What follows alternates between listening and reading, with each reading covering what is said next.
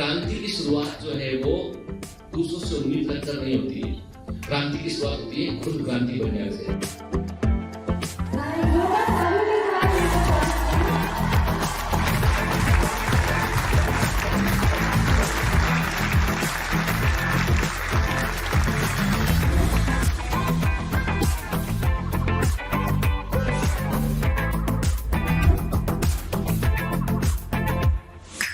Hello commanders, welcome to Biomentors classes online. I am doctor Jitendra Singh. तो चलिए बेटा, genetics में मतलब principle of inheritance and variation में हम आगे बढ़ेंगे।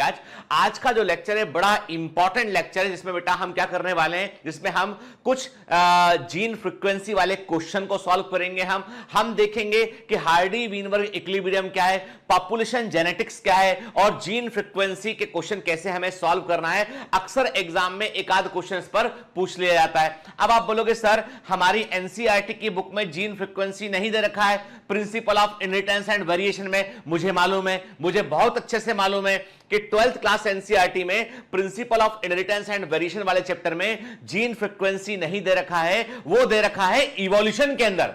कहां दे रखा है? इवोल्यूशन के अंदर। लेकिन बेटा जो चूंकि हमने मॉलिक्यूलर बेस ऑफ इनहेरिटेंस पढ़ा, हमने principal of inheritance and variations को पढ़ा हमने, तो अब यहां पर चूंकि जीन फ्रीक्वेंसी जेनेटिक्स का ज्यादा क्लोज कनेक्शन इस हिस्से से है, तो वो जो हार्डी वीनबर्ग इक्विलिब्रियम वाला हिस्सा है ना इवोल्यूशन का, उसे खींचकर हम जेनेटिक्स में लाके जोड़ दिए हैं, है ना।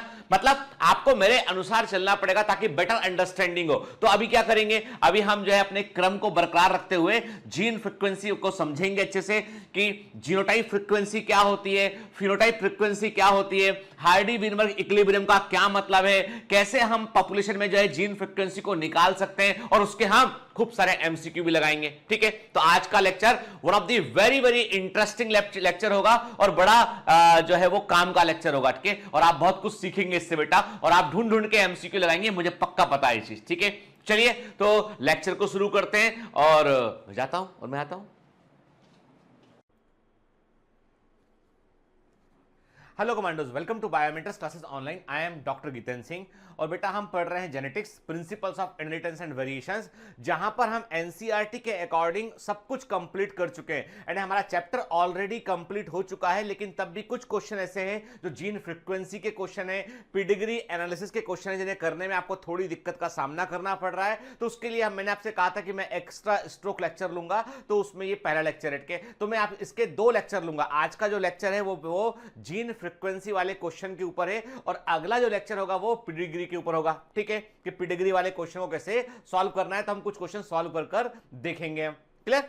चैप्टर ऑलरेडी बेटा एनसीईआरटी से जो लिखा हुआ है, जो भी एनसीईआरटी में इंक्लूडेड है, वो पूरा कवर हो चुका है। बल्कि जो एनसीईआरटी में नहीं था, between the lines of NCERT था, उसको भी हमने ऑलरेडी कवर कर चुके हैं। ठीक है, तो आज का जो लेक्चर है वो एक्स्ट्रा स्ट्रोक लेक्चर है, लेकिन ये व्यर्थ लेक्चर नहीं है, बड़ा काम का लेक्चर है, क्योंकि एग्जाम में कई बार क्वेश्चन पूछ लिए जाते हैं इससे। तो हम एक काम करेंगे, तो पहले हम कॉन्सेप्ट को समझेंगे और उसके बाद हम जो है वो उन क्वेश्चंस को देखेंगे जो ऑलरेडी एग्जाम में पूछे गए हैं जीन फ्रीक्वेंसी के ऊपर। ठीक है, चलिए तो सबसे पहले तो हम एक कॉन्सेप्ट जो हमें समझना है वो है बेटा कि जीन पूल क्या होता है। What is the meaning of gene pool? Gene pool के कॉन्सेप्ट को हमें समझना है। आप देख रहे हो, आपको एक जो है फ्रॉग की पॉपुलेशन दिखाई पड़ रही है। उस फ्रॉग की पॉपुलेशन को यदि आप गौर से देखोगे तो आपको दिखाई पड़ रहा है इसमें कि ग्रीन फ्रॉग दिखाई पड़ रहे हैं आपको, एक रेड फ्रॉग दिखाई पड़ रहा है आपको, और 2 आपको पर्पल फ्रॉग दिखाई पड़ रहे हैं। तो एक पॉपुलेशन में आपको 3 तरह के वेरिएंट दिखाई पड़ रहे हैं। ग्रीन फ्रॉग वाला वेरिएंट है, पर्पल फ्रॉग वाला वेरिएंट है, और जो है वो रेड फ्रॉग जैसा दिखने वाला जो है वो वेरिएंट मतलब का मतलब है बेटा किस वैरायटी की बात करें हम के। तो ये कुल मिलाकर वहां की उस एरिया की ये फ्रॉग की पॉपुलेशन है। आप देख रहे हो इस फ्रॉग की पॉपुलेशन में आपको सबसे अधिक फ्रॉग ग्रीन दिखाई पड़ रहे हैं, फिर पर्पल दिखाई पड़ रहे हैं, और सबसे कम जो फ्रॉग है वो रेड वाले दिखाई पड़ रहे हैं। ठीक है, जब इस पॉपुलेशन में जब सेक्सुअल रिप्रोडक्शन होगा और गैमिट्स बनेंगे, जब इस पॉपुलेशन में सेक्सुअल रिप्रोडक्शन होगा तो गैमिट्स बनेंगे, तो बताइए कौन से कैरेक्टर वाले गैमिट अधिक बनेंगे? बट ऑब्वियस सी बात है, जो ग्रीन कलर है उसका वहां पे डोमिनेंस है ग्रीन कलर वाले फ्रॉग का, तो most of the gamete green colour वाले होंगे। ठीक है, कुछ गैमिट आपके जो है पर्पल वाले होंगे, और काफी कम गैमिट जो है वो रेड वाले फ्रॉग से बनेंगे। ठीक है ना, तो मतलब ये हुआ कि उस जगह की जो पॉपुलेशन है, उस पॉपुलेशन में जब वो सेक्सुअल, देखो बेटा हम इनहेरिटेंस की स्टडी कब करते हैं? जेनेटिक्स की स्टडी कब करते हैं? जब अगली पीढ़ी में कैरेक्टर पहुंचते हैं तब बात करते हैं, यानी जो ट्रांसमिशेबल कैरेक्टर है उनके बारे में हम बात करेंगे, तो ही हम जेनेटिक्स की बात कर रहे हैं। ठीक है, बात सिंपल सी है। एक पॉपुलेशन जब सेक्सुअल रिप्रोडक्शन करती है तो हम ऐसा मानते हैं कि अगली पीढ़ी कैसे बनती है, अगली पीढ़ी उन गैमेट के जरिए बनती है। तो हम ऐसा मानते हैं किसी भी एक पॉपुलेशन के सेक्सुअल रिप्रोडक्शन करने वाले जीवों का के अंदर प्रेजेंट जो भी रिप्रोडक्टिव गैमेट होते हैं, टोटल रिप्रोडक्टिव गैमेट जो उस पॉपुलेशन के अंदर प्रेजेंट हैं, उन सबका योग मिलके उसका जीन पूल बनाता है। तो जीन पूल का मतलब हम समझ लेते हैं कि एक ऐसा काल्पनिक एरिया जिसमें कि सारे के सारे गैमेट प्रेजेंट हैं। तो इमेजिन करते हैं हम, देखिए ये इमेज आपको बहुत ज्यादा बेहतर प्रकार से समझा पाएगी कि जस्ट आप देखिए कि यहाँ पे अलग अलग तरह के आपको पिग दिखाई पड़ रहे हैं कि एक पिग जो है वो कैपिटल बी जीन वाला है, एक पिग जो है वो स्मॉल बी जीन वाला है, कुछ पिग ऐसे जो capital B small B heterozygous वाले के। जब ये गैमेट बनाएंगे तो दो तरह के गैमेट बनेंगे, कैपिटल बी गैमेट और स्मॉल बी गैमेट बनेगा। भाई जो कैपिटल बी वाला होगा वो कैपिटल बी गैमेट बनाएगा, जो कैपिटल बी स्मॉल बी वाला पिग होगा वो कैपिटल बी और स्मॉल बी गैमेट बनाएगा। गैमेट कैसे बनते हैं हम ये तो ऑलरेडी पढ़ चुके हैं, स्मॉल बी वाला पिग स्मॉल बी गैमेट बनाएगा। तो कुल मिलाकर इस पॉपुलेशन में कुल कितने गैमेट कॉम्बिनेशन बन रहे हैं, कुल कितने गैमेट प्रेजेंट है एक टाइम में, उसे हम क्या बोलते हैं, उसका जीन पूल कहते हैं। आप समझ सकते हैं इस इमेज से कि जीन पूल का मतलब क्या है। क्लियर? तो इसका मतलब यह हुआ बेटा, gene pool the set of all alleles at all loci in the population के कब कहां देखने मिलता है हमको, ये रिप्रोडक्टिव गैमेट में, ये हमको ये रिप्रोडक्टिव गैमेट्स में हमको ये देखने मिलता है बेटा। ठीक है ना? तो हम क्या बोलते हैं कि, और देखो जो रिप्रोडक्टिव गैमेट होते हैं ना, ये तो अगली पीढ़ी को तैयार करते हैं। तो हमने क्या बोला, जीन पूल का मतलब है the set of all allele के जो सारे भी के सारे जीन जो रिप्रोडक्टिव गैमेट्स के अंदर प्रेजेंट है पॉपुलेशन के अंदर, वो क्या करते हैं, वो एक जीन पूल को बनाते हैं। ठीक है ना? चलिए सिंपल तरीके से समझते हैं। हमने कहा populations are made up of members of the same species that interbreed के। क्या होती है एक पॉपुलेशन, एक जगह की पॉपुलेशन का मतलब है कि एक जगह पर एक स्पीसीज के जो मेंबर्स पाए जाते हैं, एक ही सेम स्पीसीज के मेंबर जो आपस में इंटरब्रीड कर सकते हैं, आपस में जो है वो सेक्सुअल रिप्रोडक्शन कर सकते हैं, वही तो एक प्रजाति बनाएंगे। ठीक है? तो उनके समूह को हम पॉपुलेशन बोलते हैं। ठीक है? जैसे ह्यूमंस हैं तो ह्यूमन स्पीसीज पूरी अर्थ पर प्रेजेंट है, लेकिन Indian population, Pakistani population, Sri Lankan population ये रीजन वाइज हो गई है। ठीक है ना बेटा? तो ऐसे क्या बोला हमने कि किसी एक पर्टिकुलर एरिया में प्रेजेंट एक ही प्रजाति के जीव, एक ही स्पीसीज के जीव जो आपस में इंटरब्रीड कर सकते हैं, उनके समूह को हम क्या बोलते हैं, पॉपुलेशन कहते हैं।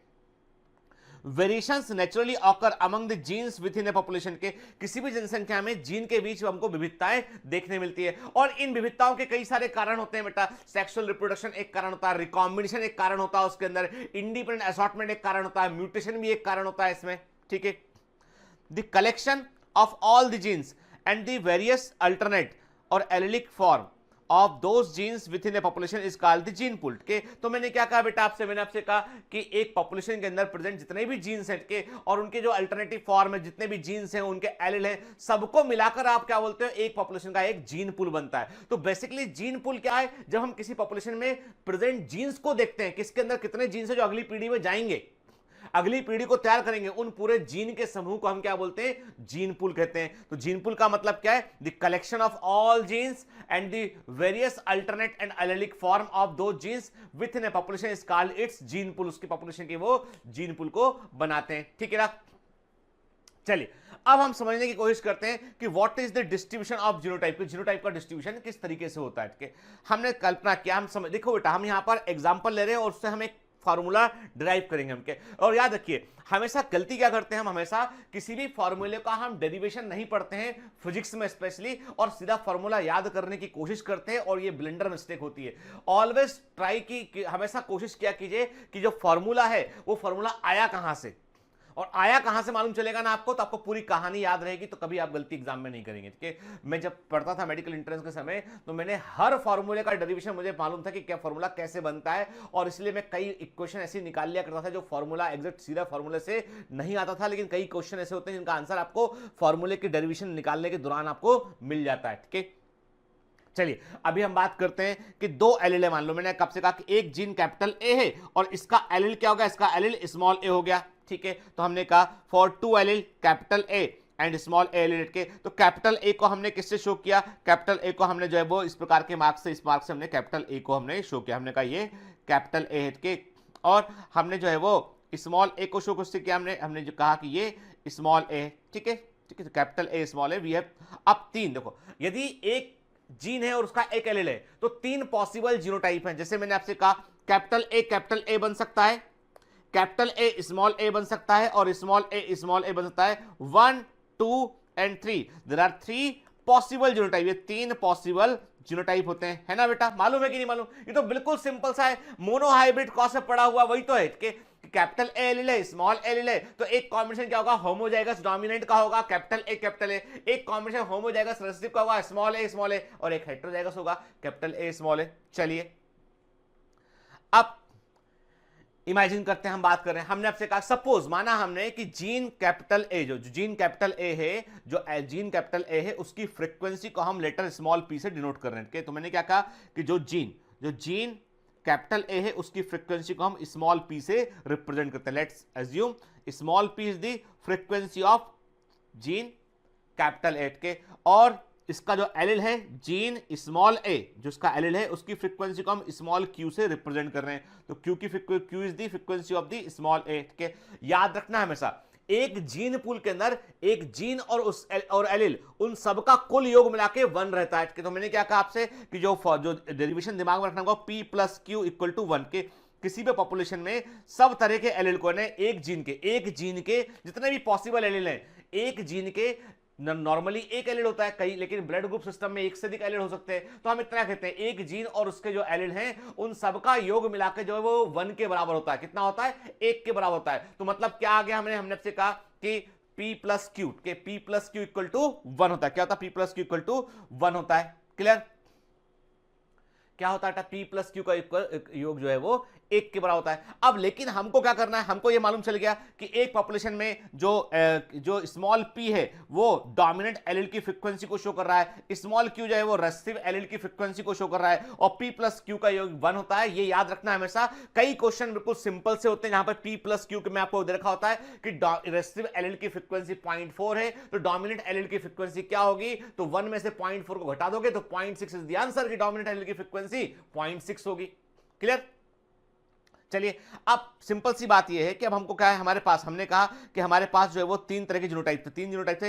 एक जीनोटाइप था हमारे पास में कैपिटल ए, एक था कैपिटल ए स्मॉल ए, और एक था स्मॉल ए। लेकिन capital A small A monohybrid cross में कितना मिलता है? 2 मिलता है। क्यों 2 मिलता है? ये क्योंकि देखो क्रॉस को करके देखते हैं हमने क्या किया, यदि हमने जो है वो क्रॉस करते हैं, जब कभी हम जो है वो क्रॉस करते हैं बेटा, तो क्या होता है, क्रॉस करते हैं तो हमें क्या मिलता है, हमें एक मिलता है कैपिटल ए स्मॉल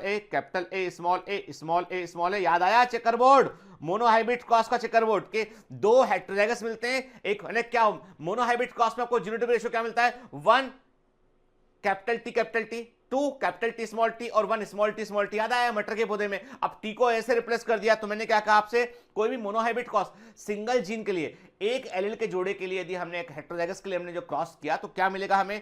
एक कैपिटल ए मिलेगा, 2 कैपिटल ए स्मॉल ए मिलेंगे, और एक स्मॉल ए मिलेगा। चलो फ्रीक्वेंसी निकालते हैं इसकी हम। मैंने आपसे कहा एक स्मॉल ए मिलेगा, और एक स्मॉल ए मिलेगा, एक कैपिटल ए मिलेगा, और 2 कैपिटल ए स्मॉल ए मिलेंगे। तो सबसे पहले हम फ्रीक्वेंसी हम निकालते हैं कि what is the frequency of this combination की फ्रीक्वेंसी क्या होगी। तो हमें मालूम है कैपिटल ए एलिल की फ्रीक्वेंसी स्मॉल p है, ठीक है। तो small p multiply by small p कितना आ गया? ये स्मॉल p स्क्वायर आ गया ये, ठीक है। ये डोमिनेंट एलिल की होमोजाइगस डोमिनेंट की फ्रीक्वेंसी क्या आ गई? ये होमोजाइगस डोमिनेंट जीनोटाइप की फ्रीक्वेंसी आ गई p स्क्वायर, ठीक है। फिर हेटेरोजाइगस कितने मिल रहे हैं? 2 कैपिटल ए स्मॉल ए, क्योंकि मोनोहाइब्रिड क्रॉस में 2 हेटेरोजाइगस मिलते हैं। जीनोटाइप रेशियो क्या मिलता है हमें? 1:2:1। ये अलग नहीं है, ये मेंडल जेनेटिक्स के समान ही है बेटा, ठीक है ना। तो हमें 2 कैपिटल ए स्मॉल ए मिले थे, तो हमने क्या किया, अपने फ्रीक्वेंसी को प्लस किया। यहाँ पे हमने कहा फ्रीक्वेंसी को रखते हैं, चलिए 2 × small p × small q। Small p क्या? कैपिटल ए एलिल की फ्रीक्वेंसी। स्मॉल q क्या? स्मॉल p q क्या बेटा? जो है रेसिस्टिव एलिल स्मॉल a की फ्रीक्वेंसी। कितना आ गया ये आ गया 2pq आ गया। ये फ्रीक्वेंसी किसका? कैपिटल ए स्मॉल ए का, है ना। मतलब हेटेरोजाइगस का फ्रीक्वेंसी क्या है इस पॉपुलेशन में? 2pq है। फिर आते हैं रेसिस्टिव पे, कितना है? 1 है ये, तो Q मल्टीप्लाई बाय Q कितना हो गया, ये Q स्क्वायर हो गया। Q क्या है, रेसिस्टिव एलिमेंट की फ्रीक्वेंसी। इसका मतलब ये है, यदि मैं आपसे कह रहा हूं बेटा कि मैं आपसे कह रहा हूं कि देखो, अब मैं आपसे क्या कह रहा हूं, मैं आपसे कह रहा हूं कि यदि P प्लस Q का इक्वल जो है, योग जो है वो 1 के बराबर है। मैंने आपसे कहा किसी पॉपुलेशन में P प्लस Q का योग 1 के बराबर है, तो इसका मतलब यह हो गया कि इसका मतलब तो यह भी हुआ कि P square plus 2PQ plus Q square, इसका योग भी 1 के बराबर होना चाहिए। बिल्कुल सही बात है। यानी जो पॉपुलेशन में जो गैमेट की फ्रीक्वेंसी है वही जीनोटाइप की फ्रीक्वेंसी है। तो गैमेट ने क्या कहा आपसे कि जो एलील की फ्रीक्वेंसी वही जीनोटाइप की फ्रीक्वेंसी। मैंने क्या कहा, P प्लस Q का योग 1 के बराबर है, तो इसका मतलब P square plus 2PQ plus Q square भी 1 के बराबर होना चाहिए। ठीक है, समझिए कि इसी चीज को हम बोलते हैं हार्डी वीनबर्ग इक्विलिब्रियम बोलते हैं। इसे हम हार्डी वीनबर्ग साम्यावस्था बोलते हैं। तो आप देख रहे हैं स्पर्म और गैमेट के एक एग है, उसमें कैपिटल ए गैमेट है, स्मॉल ए गैमेट है, बना स्मॉल ए जीन प्रेजेंटेड के। स्पर्म के अंदर भी capital a genotype, capital A gene present है, और स्मॉल एट के दो तरह के स्पर्म, कैपिटल ए स्मॉल है, दो तरह के कैपिटल ए स्मॉल एट के। तो क्या बना, एक पहला ऑफस्प्रिंग क्या बना, कैपिटल ए मतलब P स्क्वायर बना, होमोजाइगस डोमिनेंट। दूसरा क्या बना, कैपिटल ए स्मॉल है, PQ बना। तीसरा क्या बना, कैपिटल ए स्मॉल है, PQ बना। मतलब कितने हो गए, 2PQ हो गए। चौथा क्या बना, स्मॉल ए स्मॉल है। अरे है ना मोनोहाइब्रिड क्रॉस, तो कितना होगा ये, तो मैंने कहा स्मॉल है मतलब ये हो गया Q स्क्वायर हो गया, है ना, क्लियर। तो इसका मतलब ये वी गॉट द इक्वेशन, हमें इक्वेशन मिला P square plus 2PQ plus Q square equal to 1, और यही है हार्डी वीनबर्ग इक्वेशन। ठीक है, यही है Hardy Weinberg equation, Hardy Weinberg equilibrium के। तो हमने क्या किया, हमने इसको होल स्क्वायर करके रखा, P प्लस Q को होल स्क्वायर करके कर दिया, तो वो भी अपने सॉल्व करोगे तो वही आएगा। P प्लस, देखो हमें मालूम था कि P प्लस Q का योग 1 है, तो हमने देखो हम यहाँ पे इक्वेशन सॉल्व किया, P प्लस Q को हमने होल स्क्वायर करे तो भी 1 के बराबर आ रहा है उठ के। तो यदि आपको P की फ्रीक्वेंसी निकालनी तो फॉर्मूले के डेरिवेशन नीचे दे रखें कि जो P की फ्रीक्वेंसी निकालोगे तो P square plus 2PQ oblique P square plus 2PQ plus Q square, उससे निकाल सकते हैं। Q की फ्रीक्वेंसी निकालना तो Q square plus 2PQ oblique P square plus 2PQ plus Q square, उससे निकाल सकते हैं ये डेरिवेशन के। और ये डेरिवेशन जनरली एग्जाम में नहीं पूछे जाते हैं, परंतु केवल यदि जिपमर अलग से होता है तो जिपमर के लिए आप याद रखिएगा इनको बस, ठीक है ना। बाकी अब जो सबसे इंपॉर्टेंट चीज है वो दो चीजें हैं, बिल्कुल नहीं भूलना के। एक है P प्लस Q का योग 1 के बराबर है, ये इंपॉर्टेंट चीज याद रखना है, भूलना नहीं है। दूसरा क्या है, दूसरा ये है कि P स्क्वायर, दूसरा ये क्या बेटा, दूसरा ये है, सेकंड ये है कि P square plus 2PQ plus Q square equal to 1 के। ये दो इक्वेशन ये याद रखेंगे, सारे के सारे जीन फ्रीक्वेंसी क्वेश्चन आप सॉल्व कर पाएंगे कि ये दो वो इक्वेशन है जो यदि आपको याद रहती हैं तो आप जीन फ्रीक्वेंसी के सारे क्वेश्चन आप सॉल्व कर सकते हैं। ठीक है, याद रखना है हार्डी वीनबर्ग इक्विलिब्रियम की कुछ कंडीशंस हैं। हार्डी वीनबर्ग इक्विलिब्रियम को यदि आप अप्लाई कर रहे हैं किसी पॉपुलेशन के लिए तो उसकी कुछ कंडीशंस होती हैं, उनको हमें फॉलो करना है। और उसके एजम्पशन ये है कि पॉपुलेशन में रैंडम मैटिंग होना चाहिए। यदि पॉपुलेशन में आप हाइब्रिडाइजेशन कर रहे हैं, सिलेक्टेड हाइब्रिडाइजेशन कर रहे हैं, आपके आप जो है वो किसी से क्रॉस नहीं करने दे रहे हैं आपके, या किसी पर्टिकुलर एनिमल को ही क्रॉस कर रहे हैं, तो वहां पर हार्डी वीनबर्ग इक्विलिब्रियम लागू नहीं होता है कि मतलब पॉपुलेशन में रैंडम सेक्सुअल रिप्रोडक्शन होना चाहिए, रैंडम मैटिंग होना चाहिए। म्यूटेशन को कंसीडर यहां पर नहीं करेंगे हम, मतलब यहां पर नए एलील के बनने को हम नहीं कंसीडर करेंगे कि जब हम हार्डी वीनबर्ग इक्विलिब्रियम की बात करते हैं तो मानकर चलते हैं कि सभी एलील एक पॉपुलेशन के अंदर फिक्स हैं, नया म्यूटेशन नहीं हो रहा है। पॉपुलेशन से कोई भी माइग्रेशन, कोई भी एलील जो है वो जा नहीं रहा है बाहर और बाहर से अंदर आ नहीं रहा है, तो माइग्रेशन को भी हम हार्डी वीनबर्ग इक्विलिब्रियम में शामिल नहीं करते हैं। क्लियर। सिलेक्शन कि कोई भी एलील को प्रकृति अधिक प्रमोट कर रही है या कोई एलील को जो है को प्रकृति प्रमोट नहीं कर पा रही है, बच्चे फीटस अवस्था में ही मर रहे हैं, तो इन चीजों को जो है वो यहाँ पे कंसिडर हम नहीं करते हैं। ठीक। और पॉपुलेशन का साइज काफी बड़ा होना चाहिए, क्योंकि छोटी पॉपुलेशन होगी तो उसमें जीन फ्रीक्वेंसी तेजी से अफेक्ट हो जाएगी। इसलिए जो है हम ये मानते हैं कि जीन फ्रीक्वेंसी स्टेबल किसमें होती है, जितनी बड़ी पॉपुलेशन होगी उसमें उतनी अधिक जीन फ्रीक्वेंसी स्टेबल रहेगी। क्यों बतलाया ये थ्योरेटिकल क्वेश्चन है बेटा एम्स के, याद रखना है कि what are the conditions in which the Hardy Weinberg equilibrium for which the Hardy Weinberg equilibrium works. तो याद रखिएगा कि वे अवस्थाएं जिसके लिए हार्डी-वीनबर्ग इक्विलिब्रियम काम करती है वो है रैंडम मैटिंग, पॉपुलेशन में रैंडम सेक्सुअल रिप्रोडक्शन होना चाहिए, सिलेक्शन करके रिप्रोडक्शन आप नहीं करेंगे। दूसरा ये है म्यूटेशन को, माइग्रेशन को, सिलेक्शन को कंसीडर नहीं करेंगे और पॉपुलेशन का साइज बड़ा होना चाहिए। क्लियर? 1920 में फिशर एंड हेल्डा ने proposed mathematics of distribution of genes and genotype frequency, याद रखना है इसको, ठीक है। इसको बाद में डेवलप किया था हार्डी और वीनबर्ग ने के। 1920 में फिशर और हेल्डा ने जो है मैथमेटिक्स दिया था जीन्स का और जीनोटाइप की फ्रीक्वेंसी के बारे में कि इनका वितरण किस प्रकार से होता है। बाद में हार्डी वीनबर्ग ने इसको जो है डेवलप किया और यही पॉपुलेशन जेनेटिक्स का आधार है। इसे ही हम मानते हैं कि this comes into the population genetics, ये पॉपुलेशन जेनेटिक्स में आता है, ठीक है। हार्डी वीनबर्ग के अनुसार the relative frequency of various kind of gene in a large randomly mating sexual population tend to remain constant. ध्यान से बात सुनिएगा, एक एक वर्ड को के क्या कहा हार्डी वीनबर्ग ने। उन्होंने कहा कि विभिन्न प्रकार के जीन हैं, उनकी जो आवृत्ति है, फ्रीक्वेंसी है, वो एक बड़ी पॉपुलेशन में जो रैंडम सेक्सुअल रिप्रोडक्शन करती है उसमें वो पीढ़ी दर पीढ़ी कांस्टेंट रहती है, कि constant from generation to generation, के in the absence of mutation, selection and gene flow, उसमें म्यूटेशन, सिलेक्शन और जीन फ्लो नहीं होना चाहिए। तो पॉपुलेशन में जो फ्रीक्वेंसी जीन की वो एक प्रकार से कांस्टेंट रहेगी। Clear? This is the exact definition of the Hardy Weinberg equilibrium, याद रखना इसको, ठीक है ना, इंपॉर्टेंट है। देख रहे हैं हम क्या देख रहे हैं, हम देख रहे हैं कि जीनोटाइप की फ्रीक्वेंसी, एलिलिक फ्रीक्वेंसी में संबंध देख रहे हैं। हम देख रहे हैं कि जीनोटाइप की फ्रीक्वेंसी यानी किसी भी पॉइंट पर आप कैलकुलेट करेंगे ना तो आपको P प्लस Q का योग एक के, जैसे मान लो मैंने आपसे कहा, फॉर एग्जांपल मैंने कहा कि इस पॉइंट पे क्या है, हमने कहा कि इस पॉइंट पे आप देख रहे हो एक एलिल जो है वो 1 संख्या में, दूसरा एलिल 0 8 के, मतलब ये कि एक ही एलिल प्रेजेंट है पॉपुलेशन में एक ही एलिल प्रेजेंट ऐसा दिखाई पड़ रहा है हमें स्मॉल ए वाला के, तो फ्रीक्वेंसी कितनी होगी इसकी 1 होगी। किसी भी पॉइंट, इस ग्राफ में आप किसी भी पॉइंट पर देखेंगे तो आप पाएंगे कि P प्लस Q का योग 1 के बराबर होना चाहिए।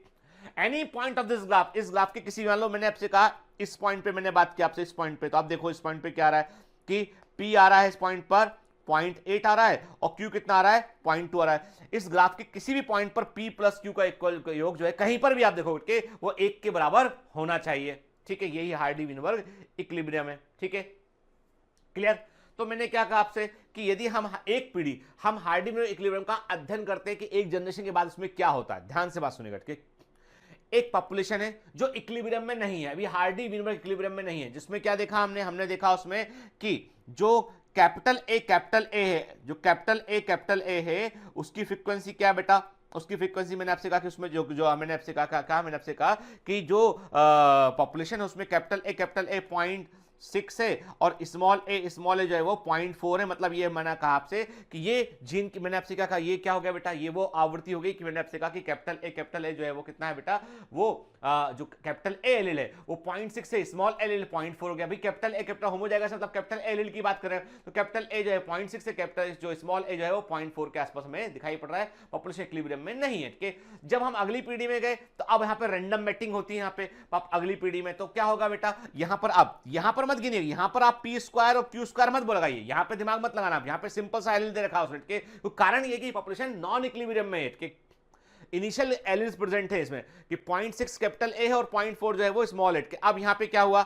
यहाँ पे जब पहली बार यहाँ पे जब जो है वो एक बार इसका जब देखो कि ये क्या था, ये तो पेरेंटल जनरेशन था के, यहाँ पे तो एक जैसा होमोजाइगस गैमेट एक जैसा बनेगा, तो जो जीनोटाइप की जो पेरेंटल जनरेशन में जो जीनोटाइप की फ्रीक्वेंसी वही गैमेट की फ्रीक्वेंसी है, ठीक है ना। तो यहाँ पर हार्डी-वीनबर्ग को नहीं लगाएंगे हम, क्योंकि population is not in equilibrium के। जब एक जनरेशन के बाद हमने बात किया कि क्या हुआ, उसके बाद तो हमने क्या देखा, हमने देखा कैपिटल ए स्मॉल ए बना, फिर मल्टीप्लाई किया वो, तो पॉपुलेशन में क्या हुआ, अब आपको तीनों एल दिखने लगे, कैपिटल तीनों जीनोटाइप दिखने लगे, कैपिटल ए स्मॉल ए और स्मॉल ए के।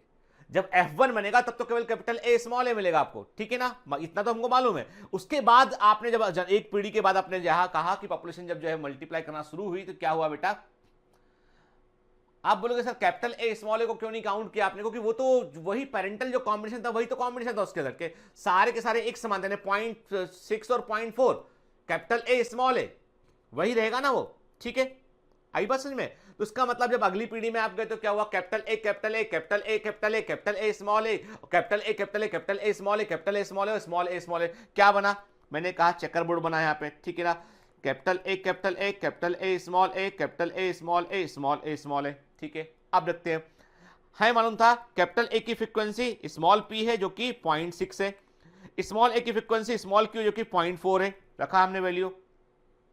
कैपिटल ए मतलब क्या हो गया, पी स्क्वायर कितना है यहाँ पे 0.6 इंटू 0.6 कितना हो गया ये 0.36, ये हो गया capital A small A P square हो गया ये।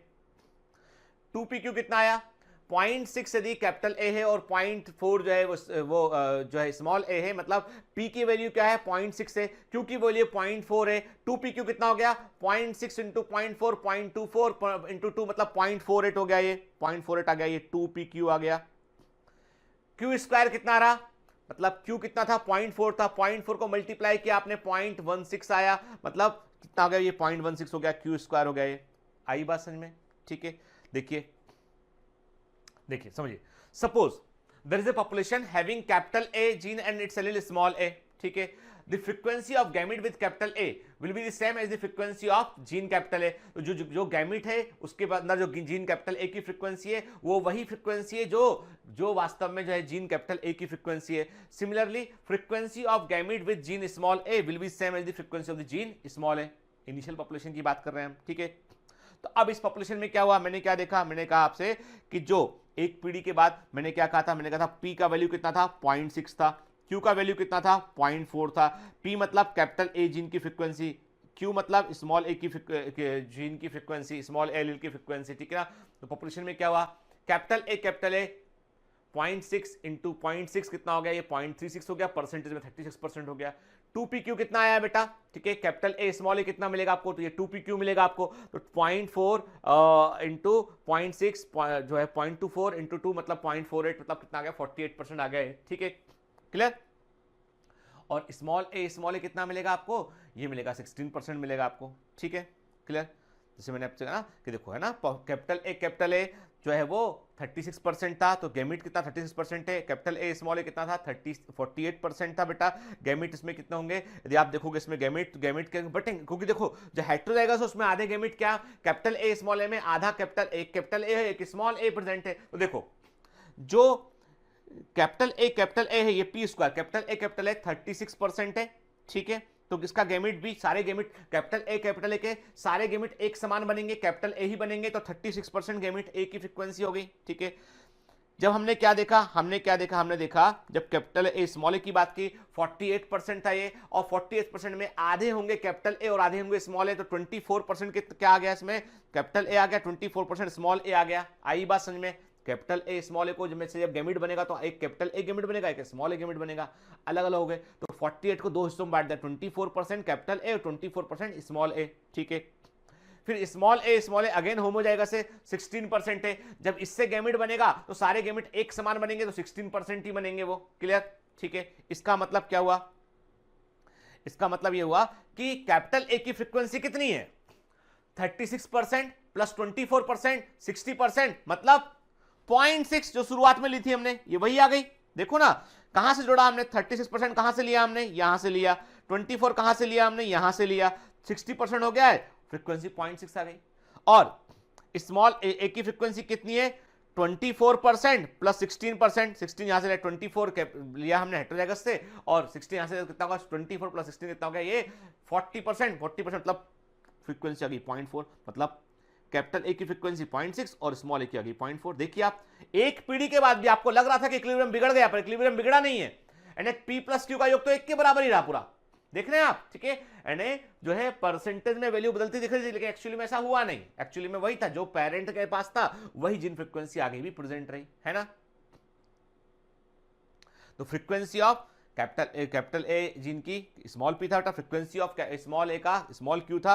और याद रखिएगा इक्वेशन पे हम फाइनली जा रहे हैं, p plus Q equal to 1 हो गया बेटा। जीन फ्रीक्वेंसी के लिए क्या आपने इक्वेशन निकाला, आपने कहा कि p square plus 2pq plus Q square is the gene frequency, ठीक है ना।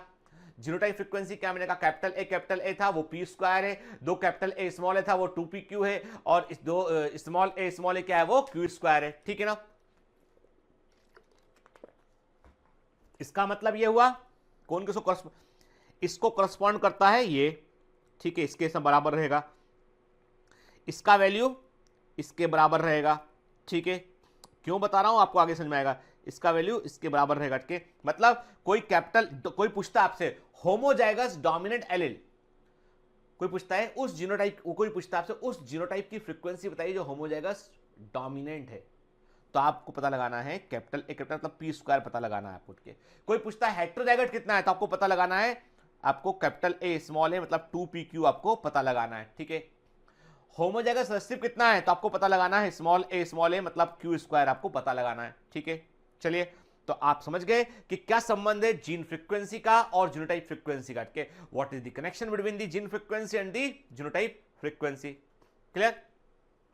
तो इस संबंध को कैसे दर्शाएंगे बेटा, हम इसको बोलेंगे कि p plus Q whole square equal to P square plus 2pq plus Q square equal to 1। This is the exact equation that indicate the relationship between the gene frequency and the genotype frequency.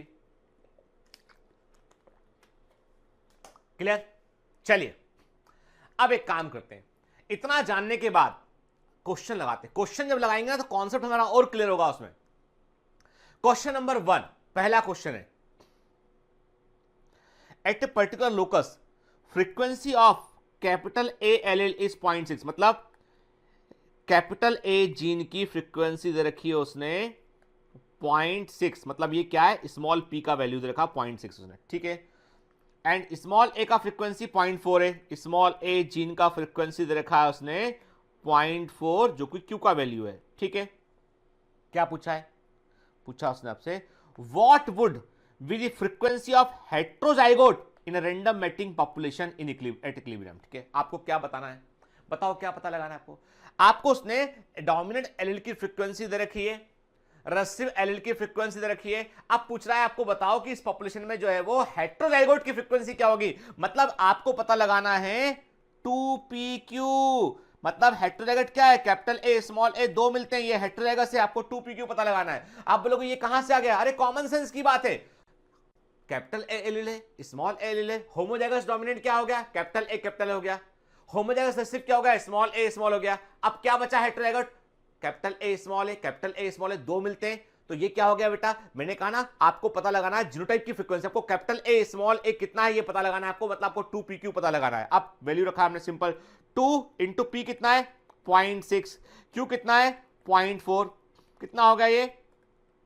2 into 0.24 मतलब कितना आ गया 0.48 आ गया। यदि point में दे रखा है तो answer ये हो गया, यदि परसेंटेज में दे रखा तो आंसर उसका हो जाएगा 48% हो जाएगा। डिपेंड करता है, ऑप्शन में कभी परसेंटेज में लिखा होता है, कभी सीधा पॉइंट में लिखा होता है ना। सिंपल सा क्वेश्चन है और ये एकदम जो है वो आसान क्वेश्चन, इसको छोड़कर नहीं आना, फोड़कर आना इसको।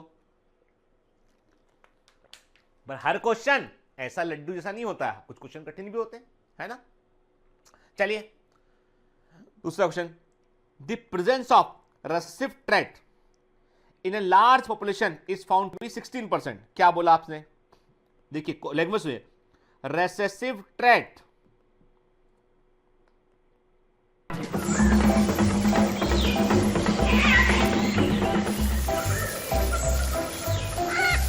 Hello. Sorry to disturb you in between the lecture, but it's important to inform you. You should download the BioMentors app from Google Play Store.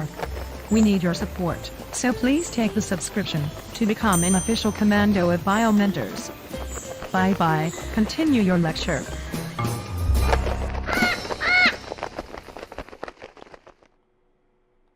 The presence of recessive part के in a recessive part in a large recessive part लिखा उसने आपको, recessive part word use किया है पे उसने, ठीक है। चलिए हमें ना जो लैंग्वेज लिखा उसको हम गड़बड़ नहीं करते ना।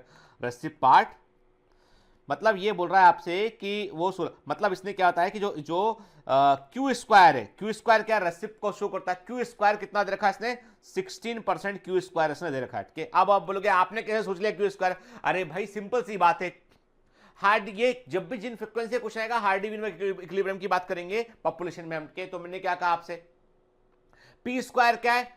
डोमिनेंट होमोजाइगस डोमिनेंट एलील को होमोजाइगस डोमिनेंट को शो करता है, वोट के 2pq हेटेरोजाइगोट को शो करता है, और क्यू स्क्वायर रेसेसिव होमोजाइगस को शो करता है। क्या लिखा है यहाँ पे? रेसेसिव पार्ट लार्ज पॉपुलेशन का कितना है? 16% है, ठीक है। क्यू स्क्वायर 16% है, तो क्यू का वैल्यू कितना हो गया? क्यू का वैल्यू हो गया 16/100, मतलब 0.16 जो है वो, उसको हमने क्यू स्क्वायर का हमने क्यू निकाला हमने, तो क्यू कितना हो गया? ये हो गया इतना 0.4 आएगा, है ना बेटा? 0.4 ही आएगा ना, हाँ पॉइंट, तो क्यू का वैल्यू कितना आ गया? 0.4 आ गया, है ना। यदि क्यू स्क्वायर 0.16 है तो 0.4 को मल्टीप्लाई करके 0.16 आता है, तो मतलब क्यू का वैल्यू कितना गया? 0.4 आ गया। तो हमें मालूम चल गया है कि क्यू का वैल्यू यहां पर इसमें पॉपुलेशन में 0.4 है, ठीक है। The frequency of dominant allele is, तो आपको पता है P plus Q equal to 1 होता है। क्यू का वैल्यू जो है P का वैल्यू निकालना है, तो मतलब ये हो गया कि एक में से आपको क्यू का वैल्यू घटाना पड़ेगा। 1 माइनस 0.4 किया आपने, कितना आ गया? ये 0.6 आ गया, तो P का वैल्यू आ गया है 0.6।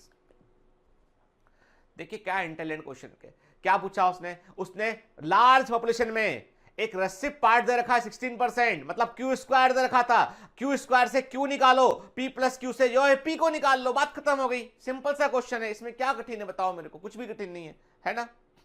नेक्स्ट क्वेश्चन, चलिए साथ में सॉल्व कीजिएगा। There is an irregular mating population, बिल्कुल सही बात है।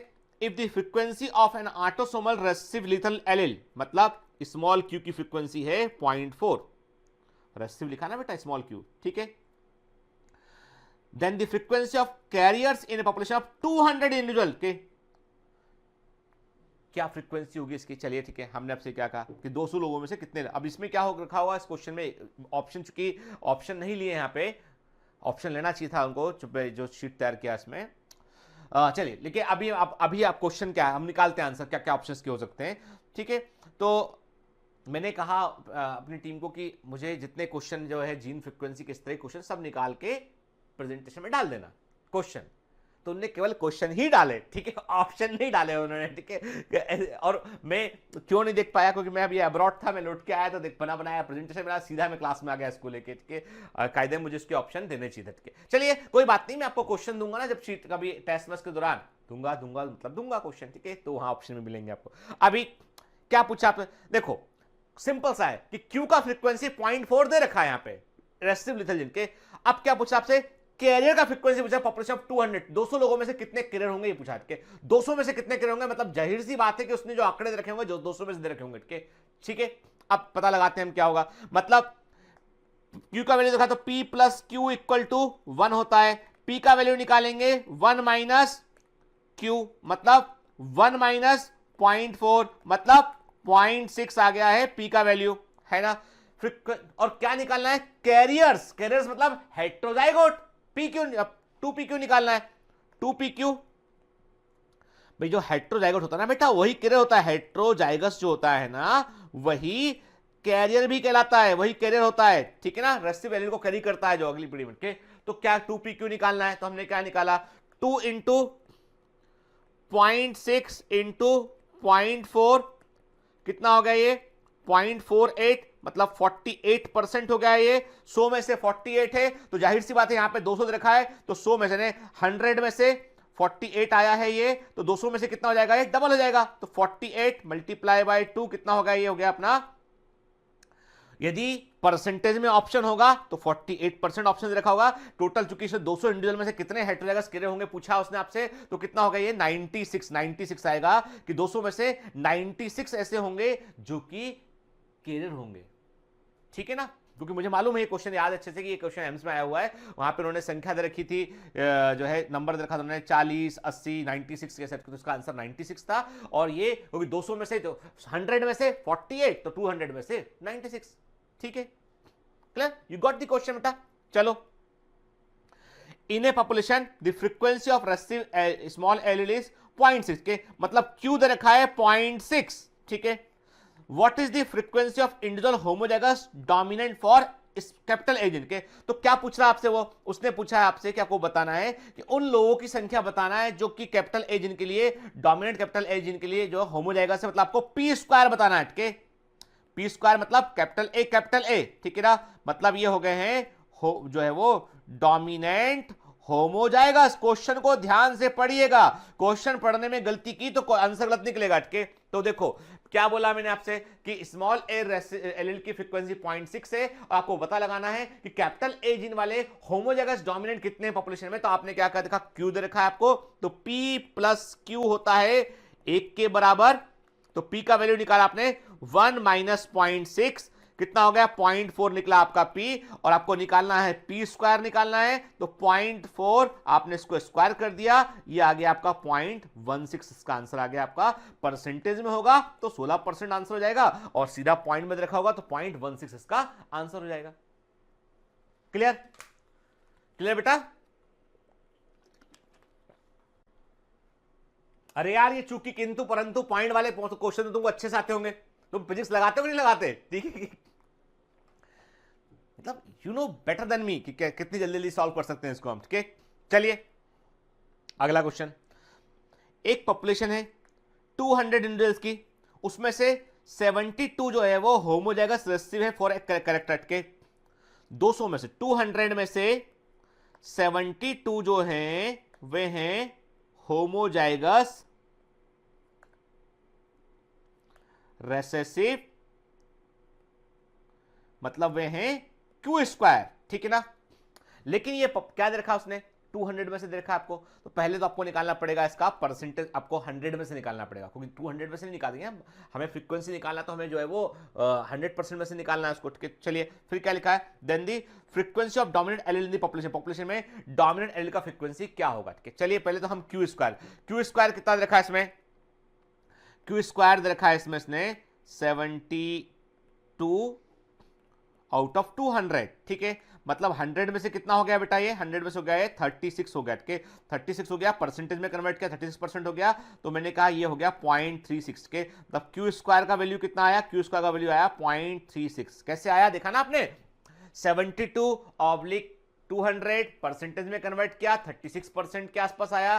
36% में मैंने क्या कहा आपसे कि उसको यदि हमने जो नॉर्मल फ्रीक्वेंसी में कन्वर्ट किया तो 0.36 आ गया। क्यू स्क्वायर 0.36 है, तो क्यू का वैल्यू कितना आया, क्यू का वैल्यू 0.6 आ गया, तो आंसर का क्यू का वैल्यू 0.6 आ गया। पूछा क्या इसने, डोमिनेंट एलील की फ्रीक्वेंसी को पूछा उसने, तो क्यू का वैल्यू 0.6 है, तो P plus Q equal to कितना होता है, 1 होता है, तो 1 माइनस 0.6 मतलब P का वैल्यू कितना आ गया, 0.4 आ गया।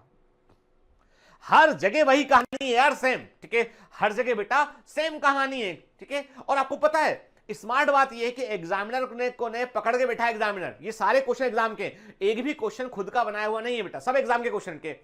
एग्जामिनर को पता है कि बच्चा 0.4 0.6 में आराम से कैलकुलेट पढ़ के आया हुआ है, इसलिए वो घुमाता था वही। अब देखो सभी में 0.6 0.4 निकल रहा है यहाँ पे। ठीक है, तो क्या कहा हमने, देखा यहाँ पे कि देखो क्या दे रखा था उसने, 200 लोगों की पॉपुलेशन में 72 होमोजाइगस रेसेसिव थे, मतलब क्यू स्क्वायर थे। के तो क्यू स्क्वायर को परसेंटेज में कन्वर्ट किया, हमने देखा कि 72 आउट ऑफ 200 मतलब 36% था। नॉर्मल में कन्वर्ट किया तो परसेंटेज को हटा के नॉर्मल कन्वर्ट किया तो 0.36 आया। क्यू कितना आ गया, 0.6 आ गया। पी प्लस क्यू में से हमने पी का वैल्यू निकाल लिया, P plus Q equal to 1 था, क्यू पी का वैल्यू निकाला, 1 में से क्यू का वैल्यू घटा दिया हमने, तो पी का वैल्यू आ गया। वही एग्जाम में पूछा था उसने, वही पूछा उसने कि डोमिनेंट एलील का फ्रीक्वेंसी क्या होगा, आंसर आ गया 0.4। ठीक है, next, in a random mating population of 28,800 population है, उसमें से जो परसेंटेज है डोमिनेंट होमोजाइगस इंडिविजुअल का वो 49% है। मतलब क्या पूछा उसने, पी स्क्वायर वो 49% है। ठीक है, देखो क्या रखा है स्मार्ट लिख के, percentage of dominant homozygous individual मतलब कैपिटल ए पी स्क्वायर 49% है, मतलब 0.49 है, तो P कितना हो गया 0.49 स्क्वायर के तो 0.7 आएगा ना बेटा, 0.7 आया, 0.77, हाँ ठीक है, 0.7 आया ये। ठीक है, अब क्या पूछा, what is the percent of heterozygous individual. अब हेटेरोजाइगस का पहले तो आपने P निकाला, अब Q निकालिए, 1 माइनस 0.7 क्योंकि P plus Q equal to 1 होता है, तो 1 माइनस 0.7 1 माइनस 0.7 तो Q कितना आ गया 0.3 आ गया, आपका Q आ गया, आया बेटा, क्योंकि आपको पता है ना P plus Q equal to 1 होता है। अब आप बोलोगे P कैसे निकाला आपने, देखो बेटा साफ साफ लिखा हुआ है, percentage of dominant homozygous individual is 49%, मतलब होमोजाइगस डोमिनेंट एलील मतलब P स्क्वायर कितना है वो 49% है, 0.49। पी का वैल्यू 0.4 हो गया, 0.7 हो गया, ठीक है। क्यू कितना आ गया, 1 में से घटाया 0.7 को 0.3 आ गया, क्यू आ गया, ठीक है। अब लिखाना क्या आपको, परसेंटेज ऑफ हेटेरोजाइगस इंडिविजुअल, मतलब 2pq निकालना है आपको, 2pq। चलो रखते हुए 2 इंटू 0.7 इंटू 0.3 कितना हो गया, 0.21 इंटू 0.42, 0.42 हो गया। परसेंटेज में 42% is the answer, 42% is the answer. आ रही बात समझ में? पी, हर इक्वेशन की सेम कहानी है कि पी और क्यू को निकालो और पता लगा लो कि क्या पूछ रहा है आपसे वो, ठीक है। 90% क्वेश्चन में आपसे वो पी और क्यू में से एक का मान पूछेगा, 10% क्वेश्चन में आपसे वो हेटेरोजाइगस कैरियर के बारे में पूछेगा वो, ठीक है। चलिए अगला question, all questions are from examination, ठीक है। In a population what would be the allelic frequency for a dominant allele, मतलब आपको पी का वैल्यू निकालना है, ठीक है। If population of 20 homozygous recessive के, मतलब यहां पे क्यू स्क्वायर कितना दे रखा उसने, जो है वो 20 क्यू स्क्वायर दे रखे उसने, ठीक है।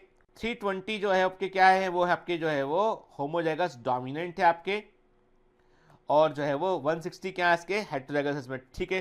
क्या देखा टोटल, अब पहले तो टोटल पॉपुलेशन कितनी है, यानी टोटल, क्योंकि हमको यदि परसेंटेज निकालना टोटल पॉपुलेशन तो पता है टोटल कितना हो गया, ये 320 प्लस ये हो गया आपका कैपिटल ए स्मॉल ए, फिर 160 कैप नहीं, ये 320 क्या हो गया, ये कैपिटल ए हो गया अपना, 160 हेटेरोजाइगस से कितना हो गया, कैपिटल ए स्मॉल ए हो गया, और 20 क्या है, ये स्मॉल ए हो गया, ठीक है ना। मतलब ये दे रखा है इसने पी स्क्वायर प्लस ये क्या दे रखा है इसने, ये दे रखा आपका उसने 2pq प्लस क्यू स्क्वायर दे रखा उसने, ठीक है। टोटल पॉपुलेशन कितनी है, ये है 500 है ना बेटा, 500 होगा, टोटल 500 की पॉपुलेशन है। क्या पूछा उसने, डोमिनेंट एलील की फ्रीक्वेंसी उसने आपसे पूछी था, उसने पूछा आपसे कि डोमिनेंट एलील की फ्रीक्वेंसी क्या होगी इसमें, ठीक है। अब आप बोलोगे, आप झट से बोलोगे सर पी स्क्वायर तो मिल गया हमको सर जो है, हमको सर यहाँ पे पी स्क्वायर, हमको यहाँ पे पी स्क्वायर जो है वो हमको सर यहाँ पे पी स्क्वायर दिखाई पड़ रहा, निकाल लेते हैं इसको। हम नहीं निकाल सकते आप, क्योंकि यहाँ पे भी तो पी है, तो आप हेटेरोजाइगस होमोजाइगस को अलग अलग आपको जो है निकालना पड़ेगा। तो कैसे निकालना पड़ेगा आपको जो है वो सही तरीका इस्तेमाल करना पड़ेगा। मतलब आपको जिस पे, जैसे देखो, यदि आपने केवल इसको निकाला, मतलब आपने इस वाले पी को आपने अवॉइड कर दिया, तो ऐसा नहीं करते। आपके सामने सबसे अच्छा फिगर क्या देखा है आपने, क्यू स्क्वायर रखा है, मेरा पेन नीचे गिर गया तो काम नहीं करा, देखो क्यू स्क्वायर रखा है बेटा,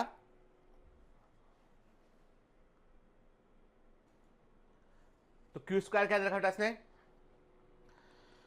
20/500, ठीक है ना, यही रखा ना इसने, ठीक है। अब मतलब परसेंटेज में निकालते हैं इसको हम, तुम कितना क्या हो गया, ये क्यू स्क्वायर को हम परसेंटेज में निकालते हैं, 20/500 मल्टीप्लाई बाय 100, ठीक है।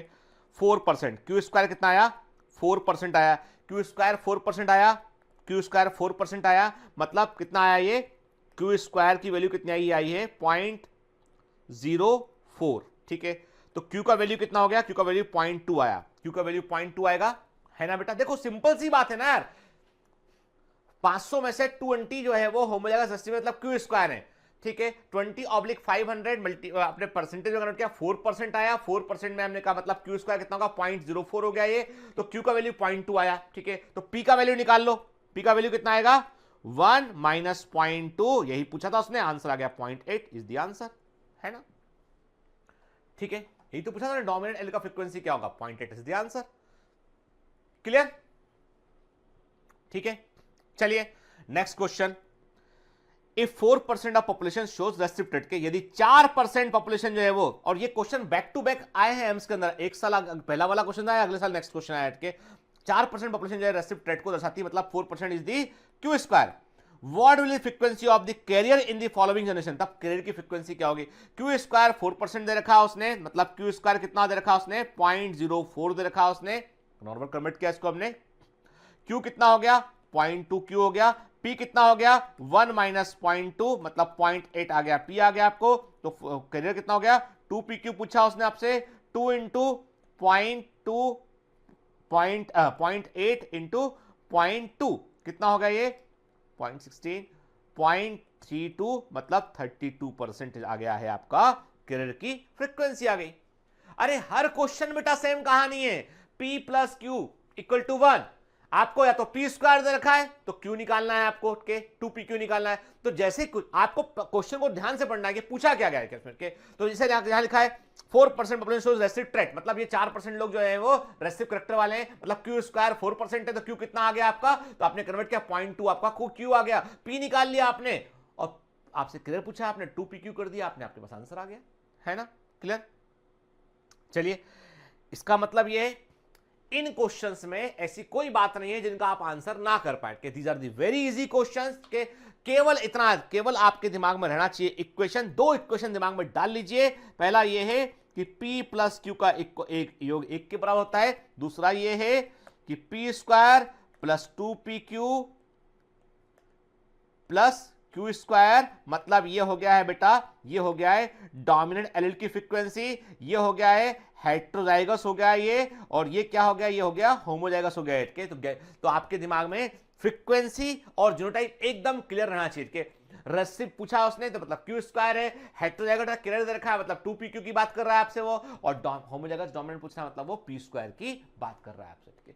आज के बाद जिन फ्रीक्वेंसी का कोई क्वेश्चन आपसे गलत बेटा नहीं होना चाहिए। तो चलिए पढ़ते रहिए, मेहनत करते रहिए लगातार, और नेक्स्ट क्लास में हम बात करेंगे पी डिग्री के ऊपर। All the best. तो आपने देखा पॉपुलेशन जेनेटिक्स को देखा आपने, हाँ जाना नहीं है अभी जाना नहीं है, अभी एक हिस्सा और पढ़ना है आपको, समझ गए ना कि अभी आपको एक हिस्सा और पढ़ना है, अभी लेक्चर खत्म नहीं हुआ है के, तो कोई गलत फहमी मत रहिएगा कि लेक्चर खत्म हो गया है। अभी आपको पढ़ना है जेनेटिक मैपिंग के ऊपर के, यानी अभी कुछ क्वेश्चन बेटा आज हम और लगाएंगे, और हम क्या लगाएंगे, हम लगाएंगे आज कि क्रोमोसोमल मैपिंग का मतलब क्या होता है, जीन मैपिंग का मतलब क्या होता है, कैसे हम क्रोमोसोमल मैपिंग वाले क्वेश्चन को सॉल्व करेंगे। और ऐसे क्वेश्चन बेटा एग्जाम में पूछ लिए जाते हैं कि ये बात अलग है कि इस साल नहीं पूछा गया, लास्ट ईयर भी इस तरह का क्वेश्चन नहीं पूछा गया, लेकिन उसके पहले क्वेश्चन आए हुए हैं। तो हमें जो भी बेटा कनेक्टेड जेनेटिक्स से जिस पर एग्जाम में एमसीक्यू ऑलरेडी आ चुका है वो हमको बनना चाहिए। तो एक काम करते हैं, लेक्चर खत्म नहीं हुआ, नंबर 2 वाले लेक्चर में इंटर करेंगे, जिसमें हम क्या देखेंगे, जिसमें हम दूसरे पार्ट में देखेंगे क्रोमोसोमल मैपिंग और जो है कैसे जेनेटिक मैप को हम तैयार करते हैं। तो चलिए लेक्चर में इंटर करते हैं। Hello commandos, welcome to Biomentors classes online. I am doctor Geeten Singh और हम पढ़ रहे हैं principles of inheritance and variation, जो चैप्टर हम ऑलरेडी एनसीईआरटी के अकॉर्डिंग 100% वर्ड टू वर्ड हम कवर कर चुके हैं, ठीक है। लेकिन अभी आपको मैंने इसे कहा था कि कुछ क्वेश्चन आपको ऐसे मिल रहे हैं एमसीक्यू बुक लगाने के दौरान जो एनसीईआरटी में जिनके बारे में जिक्र नहीं किया गया है, तो उनको हम इन एक्स्ट्रा स्ट्रोक लेक्चर में कवर कर रहे हैं, ठीक है ना। तो आज का जो लेक्चर है उसमें हम बेसिकली डिस्कस करेंगे कि क्रॉसिंग ओवर का परसेंटेज और क्रोमोसोम पर जीन की लोकेशन, उस पर जुड़े क्वेश्चन को कैसे सॉल्व करना है हमको, ठीक है ना। तो आज हमारा जो मुद्दा है, वो जो टॉपिक है हमारे पास में, वो ये है कि किस प्रकार से हम जो है वो क्रॉसिंग ओवर परसेंटेज और जीन की क्रोमोसोम पर जो है वो पोजीशन का हम पता लगा सकते हैं, या जेनेटिक मैपिंग कैसे करते हैं, हम उसके क्वेश्चंस को आज देखेंगे हम के। तो पहले काम करते हैं, पहले ब्रीफ में कॉन्सेप्ट को समझते हैं हम के। इतना हम जानते हैं कि एक क्रोमोसोम पर प्रेजेंट सभी जीन, एक क्रोमोसोम पर प्रेजेंट सभी जीन एक साथ वंशागति करते हैं, एक साथ जो है वो इनहेरिटेंस करते हैं, और इस चीज को हम लिंकेज कहते हैं। और लिंकेज को ब्रेक करने वाला होता है क्रॉसिंग ओवर, ठीक है ना। ये तो पढ़ा हुआ है हमने अच्छे से, हमने पढ़ा हुआ ऑलरेडी कि लिंकेज का मतलब क्या है, एक क्रोमोसोम पर पाए जाने वाले सभी जीन जो है जिस दिशा में क्रोमोसोम जाएगा वहीं पर मूव करेंगे और वो एक साथ जो है वो रहने की कोशिश करेंगे, उसे लिंकेज कहते हैं हम, ठीक है। और लिंकेज को ब्रेक करता है क्रॉसिंग ओवर। क्रॉसिंग ओवर कब होता है, जब होती है मियोसिस। तो मियोसिस की प्रोफेस फर्स्ट की पैकाइटिन स्टेज में होमोलोगस क्रोमोसोम के आमने सामने वाले नॉन सिस्टर क्रोमेटिड अपने क्रोमोसोमल सेगमेंट को एक्सचेंज करते हैं और उसे हम क्रॉसिंग ओवर कहते हैं। देखिए ध्यान से के, आप देख रहे हो ब्लू और रेड जो है वो दोनों होमोलोगस क्रोमोसोम है, और दोनों देखिए मैंने क्या कहा आपसे कि जो है एक क्रोमोसोम पर जो जीन प्रेजेंट है capital A capital B gene present है, दूसरे क्रोमोसोम पर small A small B gene present है। जब क्रॉसिंग ओवर हुआ तो क्या हुआ बेटा, आपस में ये बदल गया के। और क्रॉसिंग ओवर जो होता है उसमें होमोलोगस क्रोमोसोम के आमने सामने वाले नॉन सिस्टर क्रोमेटिड एक दूसरे के बीच में क्रोमोसोमल सेगमेंट को एक्सचेंज करते हैं। ब्लू ब्लू वाला सिस्टर क्रोमेटिड, रेड रेड वाला सिस्टर क्रोमेटिड। तो रेड और ब्लू आपस में एक्सचेंज कर रहा है, तो होमोलोगस क्रोमोसोम के आमने सामने वाले non sister chromatid chromosomal segment को एक्सचेंज करते हैं, वो क्रॉसिंग ओवर है। क्रॉसिंग ओवर्स के कारण क्या होता है कि एक क्रोमोसोम के जीन दूसरे क्रोमोसोम में चले गए और दूसरे क्रोमोसोम के जीन पहले क्रोमोसोम में आ गए, तो ये क्या हो गया, ये हो गया क्रॉसिंग ओवर हो गया, जिसने लिंकेज को ब्रेक किया होता है। ठीक है, अब इंटरेस्टिंग बात ये, मैंने आपको पढ़ाया था ऑलरेडी, जब लिंकेज के बारे में पढ़ रहे थे मैंने आपसे कहा था कि उन दो जीन के बीच लिंकेज सबसे अधिक होगी जो सबसे पास पास में सिचुएटेड होंगे, कि जो एक क्रोमोसोम पर पास पास में सिचुएटेड होंगे उन जीन के बीच में लिंकेज की प्रबलता अधिक होगी। और जो क्रोमोसोम जो जीन क्रोमोसोम पर जितनी अधिक दूरी पर होंगे उनके बीच क्रॉसिंग ओवर की प्रोबेबिलिटी उतनी अधिक बढ़ जाएगी, लिंकेज कमजोर पड़ जाएगा। ठीक है, recombination fraction is the measure of A distance between two loci के, इसका मतलब यह है कि यदि हम बात करें, केवल डिस्टेंस की बात करें, distance is inversely proportional to the linkage के, जितना अधिक या उल्टा बोले हम, ऐसा बोले हम कि linkage is inversely proportional to the distance. ठीक है, मतलब यह है कि जितना अधिक दो जीन के बीच की दूरी जितना अधिक होगी उतना अधिक क्रॉसिंग ओवर का परसेंटेज होगा, और जितना अधिक क्रॉसिंग ओवर का परसेंटेज देखने मिलेगा उसका मतलब यह है कि वो दो जीन सबसे अधिक दूरी पर हैं उठ के। यदि मैं आपसे कहता हूं कि जीन ए और जीन बी के बीच में क्रॉसिंग ओवर का परसेंटेज है 4%, जीन बी और जीन सी के बीच में क्रॉसिंग ओवर का परसेंटेज है 10%, ठीक है, तो आप बताइए कौन से दो जीन किन के बीच की दूरी कम है? आप बोलोगे कि सर ए और बी के बीच की दूरी जो है वो 4% है, बी और सी के बीच की दूरी जो है वो 10% है, और मैंने आपसे कहा ए और सी के बीच की दूरी मान लीजिए मैंने आपसे कहा आपसे 14% है। तो इसका मतलब ये आपको साफ साफ मालूम चल गया है कि ए और सी दो अलग अलग किनारों पर है, ठीक है, तभी तो ए और सी के बीच का क्रॉसिंग ओवर परसेंटेज 14% आ रहा है, जबकि ए और बी का 4% है।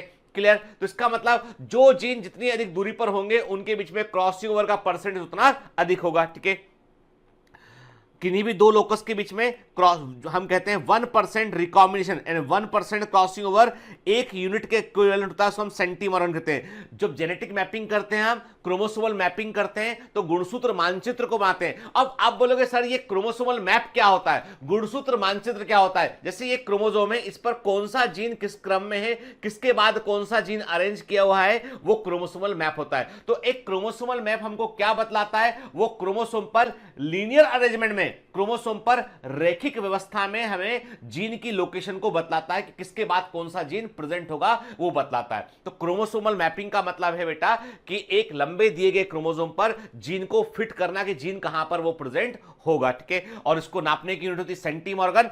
1 centimorgan is equal to the 1 map unit. 1 centimorgan एक मैप यूनिट के इक्विवेलेंट होता है, और ये एक मैप यूनिट 1% क्रॉसिंग ओवर के इक्विवेलेंट होती है। It is equal to the 1% crossing over के, याद रखिएगा, मतलब 1% क्रॉसिंग ओवर या बोलेंगे 1% रिकॉम्बिनेशन इक्वल टू दी 1 सेंटीमॉर्गन, और 1 सेंटीमॉर्गन जो है वो एक यूनिट के इक्विवेलेंट होता है। और मैंने आपसे कहा था कि मैक्सिमम क्रॉसिंग ओवर कितना होता है? 50% होता है। मिनिमम लिंकेज कितना होता है? 50% होता है। यदि 50% से ऊपर आप क्रॉसिंग ओवर कर रहे हैं, मतलब आधे से बड़ा सेगमेंट तोड़कर कहीं भेज रहे हैं, तो वो लिंकेज में चला जाएगा। वो याद है मैंने आपसे कहा था कि मान लो हम 5 लोग हैं, मान लो 5 लोग हैं, 5 में से मैंने आपसे कहा कि जो है मान लो 6 लोग, चलो 6 में सही हो रहेगा आपको, 6 लोग हैं, तो 6 लोग हैं, उनमें से यदि मान लीजिए कि हमने कहा कि एक हमको छोड़कर चला गया, तो हम क्या बोलेंगे कि हमने उस एक को निकाल दिया है। वो एक ये नहीं बोल सकता है कि उसने 5 को निकाल दिया है, ये नहीं बोल सकता, उसकी बात कौन सुनेगा?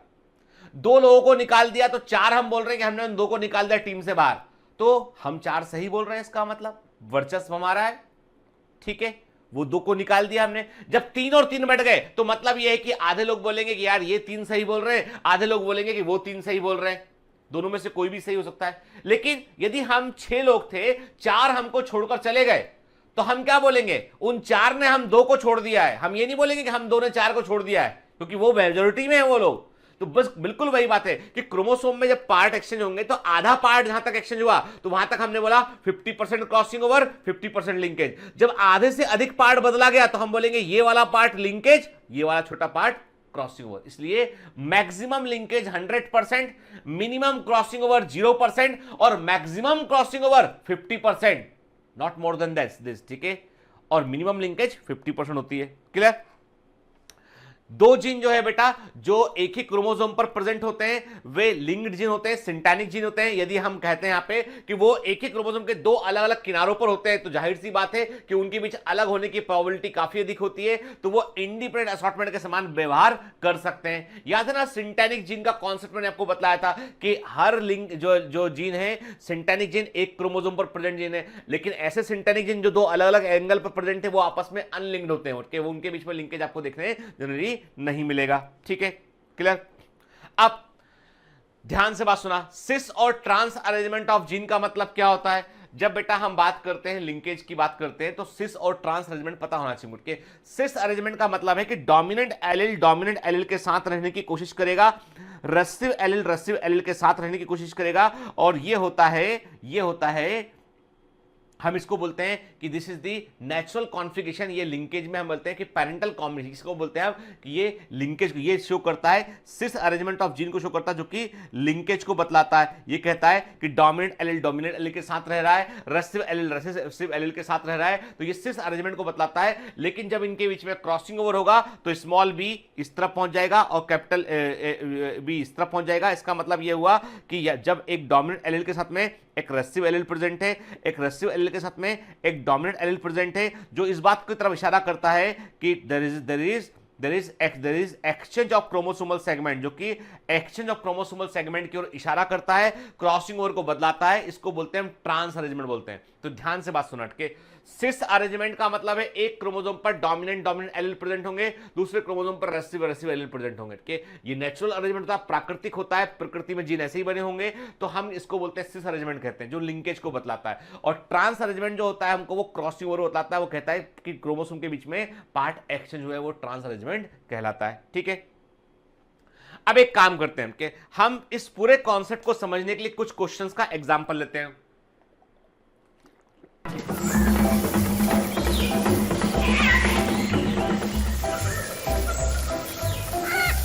Hello. Sorry to disturb you in between the lecture, but it's important to inform you. You should download the BioMentors app from Google Play Store. We need your support, so please take the subscription to become an official commando of BioMentors. Bye bye. Continue your lecture.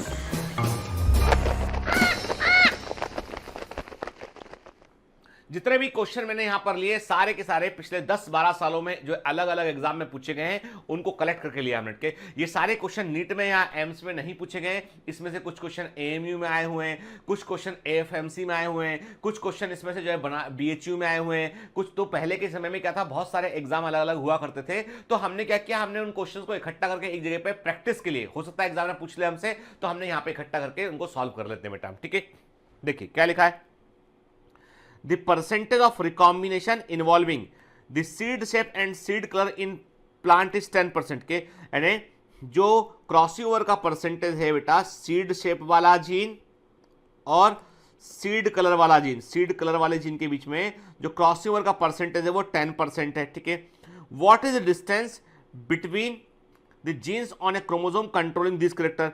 अब इस character को control करने वाले gene के बीच का distance कितना होगा, तो मैंने साफ साफ को बताया बेटा कि 1 map unit equal to 1 centimorgan and 1 centimorgan equal to the 1% crossing over. ठीक है, तो आंसर क्या आ गया, 10% क्रॉसिंग ओवर दे रखा है तो आंसर इसका आ गया 10। सिंपल सा क्वेश्चन है, एकदम आसान क्वेश्चन है, लेकिन यदि आपको कॉन्सेप्ट नहीं मालूम है तो आपको लगेगा पता नहीं क्या आंसर इसका हो सकता है, जबकि बिल्कुल बेसिक क्वेश्चन है जो बता रहा है आपको कि एक मैप यूनिट है क्रोमोसोमल मैपिंग में, एक मैप यूनिट 1 सेंटीमॉर्गन होता है और 1 सेंटीमॉर्गन 1% क्रॉसिंग ओवर के बराबर होता है। तो 10% क्रॉसिंग ओवर यदि हो रहा है तो मतलब दोनों के बीच की दूरी कितनी, 10 मैप यूनिट होती है। एमपी का मतलब क्या है, मैप यूनिट। क्या ठीक है, ये ठीक है, ये एमयू होना चाहिए, मैप यूनिट। ठीक है, चलिए दूसरा क्वेश्चन। अब देखिए ये क्वेश्चन भी 2 बार आया हुआ question already. There are 3 genes, 3 gene हैं, ए बी और सी, 3 जीन प्रेजेंट है।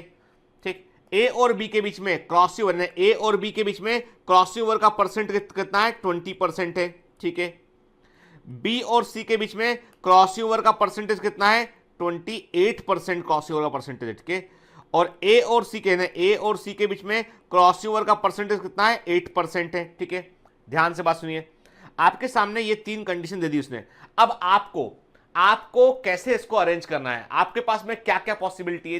यदि आपने सिंपल इसको ABC अरेंज किया, आपने सोचो मेरी बात, आपको क्या करना है बेटा, आपको ऐसे अरेंज करना है इनको कि आपकी जो दी गई कंडीशन है एंड क्रोमोसोम मैप पे जो आपको कंडीशन दी गई है 28%, 20%, 8%, ये सब फुलफिल होना चाहिए। ठीक है, तो आप सही अरेंजमेंट पता कर लेंगे। फॉर एग्जांपल, मान लो हमने कहा कि ए और बी के बीच में 20%, हमने कहा चलो यहां 20% मान लिया हमने, 20% है।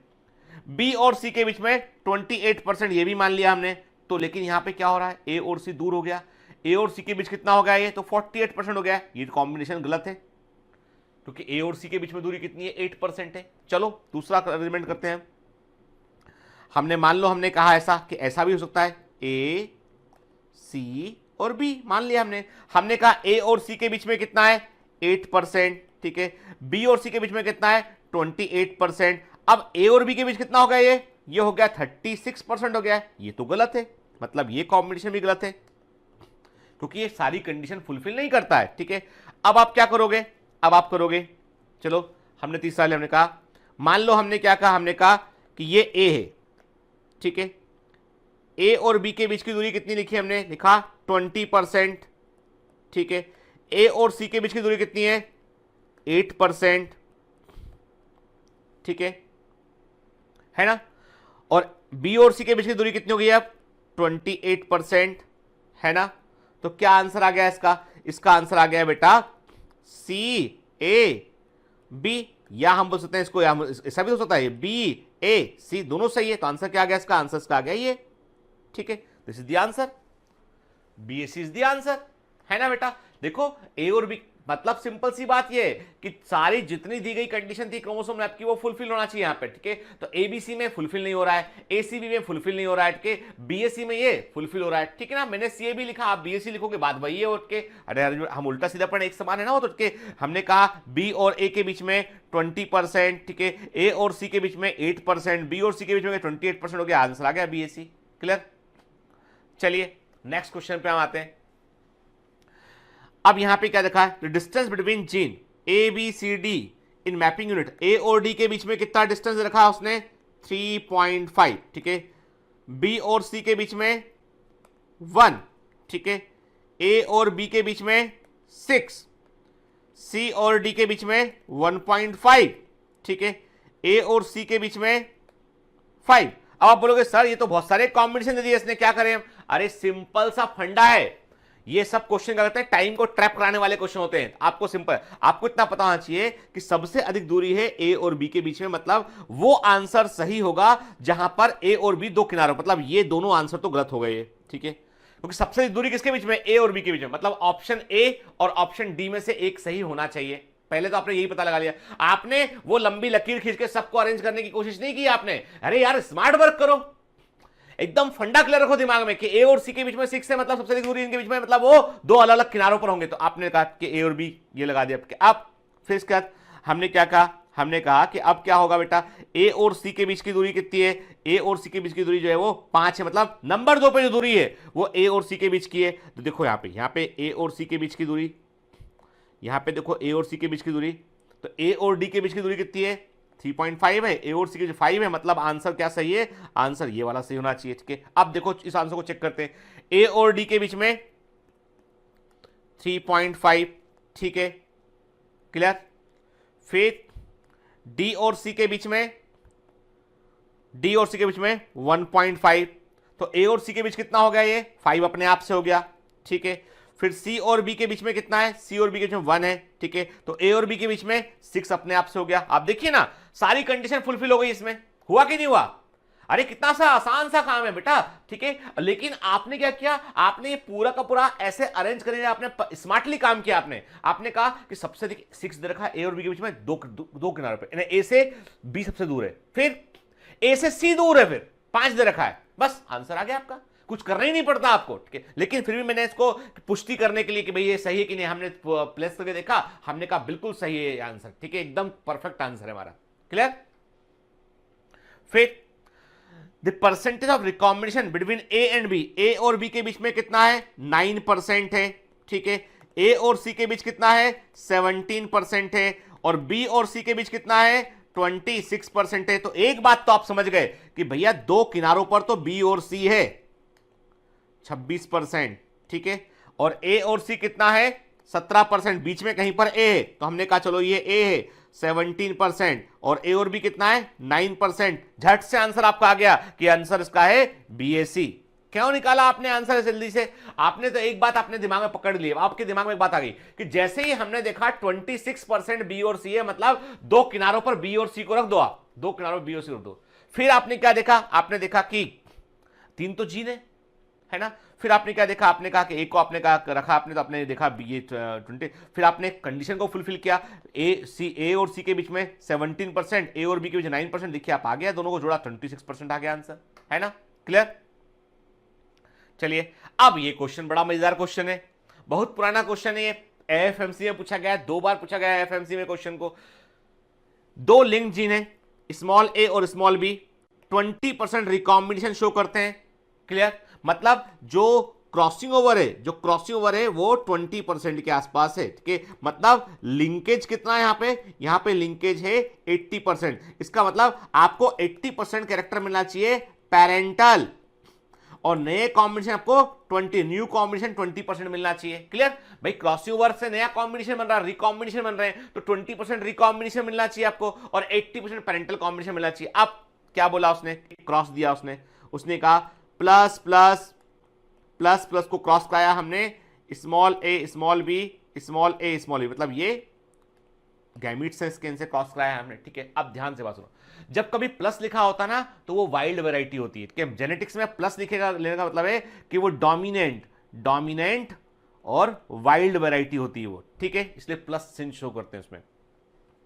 तो यहां पे गैमेट बनेगा प्लस प्लस पेरेंटल कॉम्बिनेशन, यहां पे गैमेट बनेगा small A small B parental combination के, तो ये हमको मिलना चाहिए 80%, ये दोनों गैमेट हमको 80% मिलना चाहिए, कि नया कॉम्बिनेशन क्या होगा प्लस ए और प्लस बी, ये क्रॉसिंग ओवर से बनेगा, और ये हमको 20% मिलना चाहिए, ये हमको 20% मिलना चाहिए, ठीक है। अब ऑप्शन ढूंढ लो, यदि हम यहां 80 कर ले यहां 20 कर ले तो गलत है, क्योंकि ये दोनों गैमेट बराबर मात्रा में बनेंगे बेटा, 80% पेरेंटल कॉम्बिनेशन है ना, तो 40 ये बनेगा और 40 ये बनेगा, और नए कॉम्बिनेशन 20% है तो 10% प्लस ए बनेगा और 10% प्लस बी बनेगा। तो आंसर क्या सही है इसका ये आंसर सही है बेटा, क्योंकि देखो इसमें देखो बेसिकली कंडीशंस को फुलफिल करना है। 20% रिकॉम्बिनेशन, देखो पेरेंटल कॉम्बिनेशन क्या था प्लस प्लस, और small A small B parental combination है, 80% लिंकेज है इसमें, 20% रिकॉम्बिनेशन है, रिकॉम्बिनेशन क्या है प्लस ए और प्लस बी रिकॉम्बिनेशन है, ठीक है। तो आपने देखा आपने कि किस ऑप्शन में दिखाई पड़ रहा है आपको, वो यही दिखाई पड़ रहा है, ये दोनों 20% रिकॉम्बिनेशन है और ये 80% लिंकेज है। Answer is this one. Clear? अब देखो आप अगला क्वेश्चन आया है, ठीक है, ये भी मजेदार क्वेश्चन है। लिंक्ड जीन के पेयर दे रखे हैं, क्रॉसओवर वैल्यू रखा है, this is the question asked in JIPMER, ये जिपमर में पूछा गया क्वेश्चन है, ठीक है। पूछा आपसे उसने कि the table above COB are mention for the linked gene pair, के ये क्रॉसिंग ओवर वैल्यू जो है, क्रॉसिंग ओवर वैल्यू जो लिंक्ड जीन पेयर के लिए दे रखी है, इसमें उनका सीक्वेंस आपको पता लगाना है। अब देखो बेटा, एक फंडा दिमाग में फिर से क्लियर करके कि V और U के बीच की दूरी सबसे अधिक है, मतलब एक कोने पे होगा V और एक कोने पे होगा U, 30। क्लियर? अब इसमें से वो ऑप्शन देखो, यहां पे V और U कोने पे, यहां पर V U कोने पे नहीं है, ये गलत, ये भी गलत, ठीक है ना। ये दोनों ऑप्शन तो हमने हटा दिए, मतलब आंसर A और D में से एक होगा, पहली बात है। फिर अब हमने क्या कहा आपसे, दूसरी दूरी क्या है T और U के, T और U के बीच की दूरी 25 है, 25 है, ठीक है। इसका मतलब यह हुआ कि यदि हम T और U के बीच की दूरी 25 है, तो यहां पे दी हम ऑप्शन, मतलब इन दोनों में से ऑप्शन, तो यहां पे देखो T और U के बीच की दूरी दिखाई पड़ रही है, यहां पे T और पास दिखाई पड़ रहे हैं, ठीक है ना, ठीक है। चलो, तो हमने डाउट हुआ कि हमने कहा कि ये आंसर इसका ये होना चाहिए। अब एक काम करते हैं, हम W और T के बीच की दूरी पता करते हैं। W और मैंने देखो हमने क्या किया, W और V के बीच की दूरी पता किया हमने, ये जो है वो V और W के बीच की दूरी 10 है, ठीक है। तो देखिए सिंपल से v और w के बीच की दूरी 10 है, इसका मतलब ये है कि v और w जो है वो पास पास में होना चाहिए, ठीक है, ये दोनों पास पास होना चाहिए, ठीक है, क्योंकि v और t के बीच की दूरी कितनी है बेटा, जो है v और t के बीच की दूरी कितनी है 5 है, v और t के बीच की दूरी 5 है। चलो ठीक है, हमने कहा ये 5 है, इसमें ये 10 है, ठीक है। अब एक काम करते हैं, हम इतना समझ गए इसमें कि इसकी आंसर ए और डी में से एक है, तो एक काम करते हैं, प्लस करना पड़ेगा हमें यहाँ पे थोड़ा सा इक्वेशन जो है वो नियर बाय, इसलिए तो मैंने क्या किया आपसे, v के पास में t रखा हमने, t 5 हो गया, ये 5%, ठीक है, फिर t कितना हो गया 5% हो गया अपना,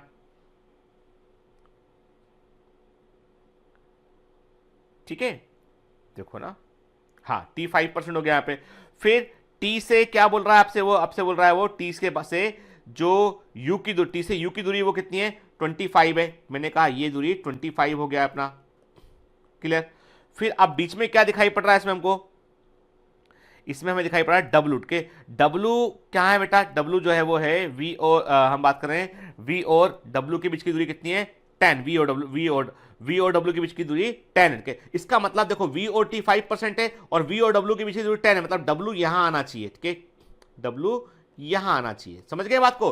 देखो v और t के बीच की दूरी कितनी है बेटा, v और t के बीच की दूरी कितनी है, वो है आपकी 5% और v और w के बीच में 10% है। अब एक काम करते हैं, हमको मतलब आंसर क्या मिला, हमको आंसर मिला v t w u, के मतलब आंसर हमको a मिल रहा है इसमें आंसर, ठीक है। एक बार चेक करते हैं इस आंसर को, हमें ना चेक करते हैं हम सारी कंडीशन, t और देखो हमने यदि आंसर बोला v t w u, ठीक है, w एंड u के बीच में कितना है बेटा, डायरेक्ट w के बीच में दे नहीं रखा इन्होंने, के तो अब क्या है इसमें v एंड u के बीच का कितना हो गया 30, ठीक है, v और t के बीच का कितना हो गया बेटा 5, t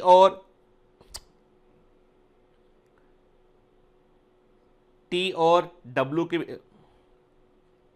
ओवर सेंसिटिव हो गया थोड़ा ये, ठीक है, चलिए हम ना देखते हैं इसमें क्या, हाँ t और w के बीच में कितना हो गया बेटा, t और w के बीच में दूरी डायरेक्ट जो है देनी रखी है पे, w और u के बीच में कितना है बेटा, w और u के बीच में दूरी डायरेक्ट देनी रखी है, के क्या देखा t और u 25 हो गया, ठीक है, v और t 5% हो गया हमारा, ठीक है।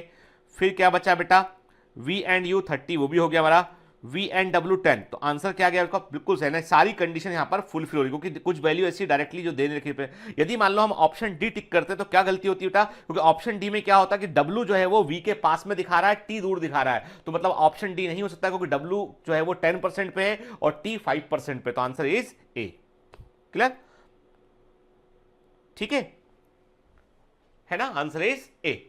चलिए अब ये जो क्वेश्चन थे इतने, मतलब मैंने जो भी आपको क्वेश्चन डिस्कस किए, जो भी नंबर था इनका क्वेश्चन का, ये सब क्वेश्चन एग्जाम में आए हुए, इसके अलावा भी कुछ एमसीक्यू बुक में क्वेश्चन रखे होते हैं जो एग्जाम में नहीं आए, जो एग्जाम में नहीं आए क्वेश्चन है उनकी इतनी चिंता मत कीजिए, परंतु जो एग्जाम में ऑलरेडी पूछे गए क्वेश्चन है ना, वो हमको बेटा बनना चाहिए। तो आज हमने क्या देखा, क्रॉसिंग ओवर परसेंटेज वाले क्वेश्चन को सॉल्व कैसे करना है। तो बी स्मार्ट इनफ कि आप पहले पढ़िए कि क्या परसेंटेज दे रखा है, दो जिनके बीच परसेंटेज इतना अधिक दे रखा है, मतलब वो दो किनारों पर है उठ के, फिर उसके बाद आप कंडीशन को फुलफिल कीजिए कि जो कंडीशन दे रखी है वो सारी उसमें फुलफिल होना चाहिए, ठीक है। This is all about the crossing over, recombination frequency and gene mapping question, ठीक है ना। अब आपको एक क्वेश्चन पूछूंगा मैं, आंसर के कमेंट में लिख भेजिएगा कि जेनेटिक मैप कहना है, जेनेटिक मैपिंग के बारे में सबसे पहले बताने वाले साइंटिस्ट कौन से देखे, which scientist first time initiate the genetic mapping, किस वैज्ञानिक ने पहली बार जेनेटिक मैपिंग की शुरुआत की थी, ये आप बताएंगे मुझे, ठीक है ना। चलिए नेक्स्ट क्लास में हम बात करेंगे पेडिग्री एनालिसिस पे, तो पढ़ते रहिए, मेहनत करते रहिए बेटा, ऑल द बेस्ट। तो आपने आज बहुत सारे एमसीक्यू लगाए, आपने बहुत कुछ सीखा आपने, ठीक है, और इसके बाद अब हमको क्या करना है, हमको डीपीपी लगाना है, अपने आप को टेस्ट के लिए तैयार करना है, क्योंकि टेस्ट में भी इस तरह के क्वेश्चन बेटा पूछे जाएंगे, ठीक है ना। तो कई बार मैं जो क्लास में पढ़ाता हूं उसको मैं टेस्ट के अंदर भी पूछता हूं, जो परफॉर्मेंस शीट में देता हूं उसको भी थोड़ा टेस्ट के अंदर पूछता हूं, हालांकि वो परसेंटेज 10% के आसपास होता है, 90% पूरा पेपर आपका एनसीईआरटी पर बेस्ड ही होता है, लेकिन वो 10% हम जो है वो हायर साइड में जो वेरिएशन है उनको लेते हुए चलते हैं बेटा, ठीक है। चलिए तो जेनेटिक्स ऑलमोस्ट हमारा फिनिश होने को आया है, बस एक लेक्चर और उसके बाद लगेगा आपका, जिस पर हम बात करेंगे किसके ऊपर, हम बात करेंगे पेडिग्री वाले क्वेश्चंस जो एग्जाम में आए हुए हैं उनको हम सॉल्व करेंगे, ठीक है ना बेटा। तो चलिए पढ़ते रहिए, मेहनत करते रहिए, all the best. Hi, to become an official commando of Biomentors. Join us at www.biomentors.online. Here you can solve daily practice papers, an online test. You can download performance enhancement sheets. You can track your progress. You can interact with other fellow commandos. Join us and prepare yourself. It's a commando training for your success. Download Biomentors online app from Google Play Store.